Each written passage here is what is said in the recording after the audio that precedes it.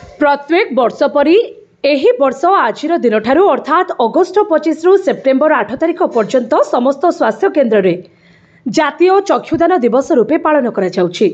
ठीक सेहीपरि आज बालकाटी गोष्ठी स्वास्थ्य केन्द्र में जातीय चक्षुदान दिवसटी आज 15 दिन पर्यंत अर्थात सेप्टेम्बर 8 तारिख पर्यंत पालन कराजिबो बोली सूचना दी जाइछि। एथिरे सुपरिटेडेंट डॉक्टर तन्मय त्रिपाठी उपस्थित रे चक्षु परीक्षा रे सुनामधन्य अर्जन करिथिबा चक्षु परीक्षक गौतम कुमार दास को द्वारा 59 जनकर चक्षु परीक्षा करा जायथिला। एहा परे चक्षु परीक्षक गौतम कुमार दास बुझाई कहिथिले जे सब बयसर एवं ब्लड ग्रुप व्यक्ति चक्षुदान करि पारिबे। तेबे समस्ते मृत्यु परे चक्षुदान पई शपथ नैथिले।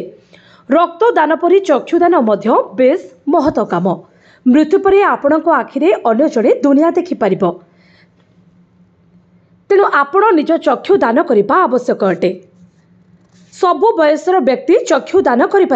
मृत्युर 6 रु 8 घंटा मध्य मृत व्यक्ति निकटर आखिर कार्निया बा आखिर कला डोला बाहर कराई अन्य व्यक्ति को दान करें।